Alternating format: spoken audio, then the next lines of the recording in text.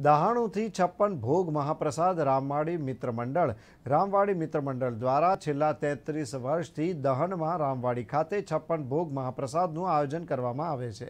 રામવાડી મિત્ર મંડળ ભરત રાજપૂતના સહયોગી દ્વારા ગણેશ ઉત્સવની ભક્તિભાવથી ઉજવણી કરવામાં આવે છે અને તમામ જાતિ અને ધર્મના લોકોને ભેગા કરે છે। દાદા અને પિતા દ્વારા શરૂ કરાયેલા રામવાડી મિત્ર મંડળ ગણેશોત્સવની આજે વટવૃક્ષમાં સ્થાપના કરવામાં આવી છે। પાલઘર જિલ્લાના રાજકીય અને સામાજિક સરકારી અધિકારીઓથી લઈને રાજકીય સર્વપક્ષીય નેતાઓ આ મહાપ્રસાદ મંડપમાં હાજરી આપી રહ્યા છે। ભાજપના પાલઘર જિલ્લા પ્રમુખ દહાણુના પૂર્વ મેયર ભરત રાજપૂત ઘણી સામાજિક પ્રવૃત્તિઓ કરી રહ્યા છે, જ્યારે છેલ્લા 33 વર્ષથી 56 ભોગ મહાપ્રસાદનો વારસો હજુ પણ ભરત રાજપૂત અને તેમના સાથીદારોએ દ્વારા ચાલુ છે। प्रथम सर्वांना गणपती बाप्पा मोरया।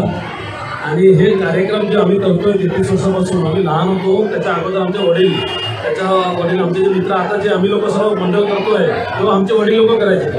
त्याला 33 वर्ष झालं आम्ही लहानपासून सुरू केला गणपती समोर ठेवायचं खड्ड्यामध्ये आणि आज एवढा मोठा स्वरूप भेटलेला आहे। फक्त लोकांचा विश्वास आणि तुम्ही बघितलं असेल जसं तुम्ही सांगितलं का अधिकारी शासकीय आणि त्याच्यानंतर सर्व कार्यकर्ता सर्व पक्षाचे लोक याच्यामध्ये सर्व पक्षाचे लोक दरवर्षी येतात हाजरी लावायला।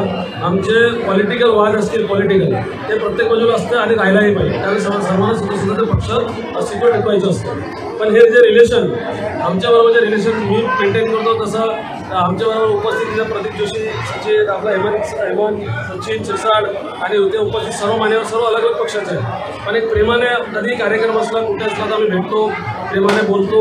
हीच आमची संस्कृती आहे भारतात। आणि महत्त्वाचं याच्यामध्ये मुस्लिम समाज आणि मायनॉरिटी दुसरे समाज जास्तीत जास्त सहभागी होतात या कार्यक्रमाला आणि प्रसादला 10 ते 12 हजार लोक प्रसाद घेतात। विसर्जनला 30-35 हजार लोक असतात। त्याचं कारण एकच आहे की हे कार्यक्रम करताना आणि जे येतात त्यांना असं वाटतं की हे कार्यक्रम आमच्या घरचाच आहे, म्हणून हे कार्यक्रम एवढ्या प्रमाणाने एवढा मोठा कार्यक्रम होतो। आणि सर्व भक्तांना मी देवाना गणपती बाप्पाला हे प्रार्थना करतो की सर्वांची मनोकामना पूर्ण होईल आणि येणारं वर्ष सर्वांचं चांगलं हो आणि येणारं सर्व कार्य असेल, दिवाळी असेल, नवरात्र असेल, सर्वांचं चांगलं जावं आणि आमच्याकडून जी मदत लागेल ते आम्ही गावासाठी आणि लोकांसाठी करत राहू।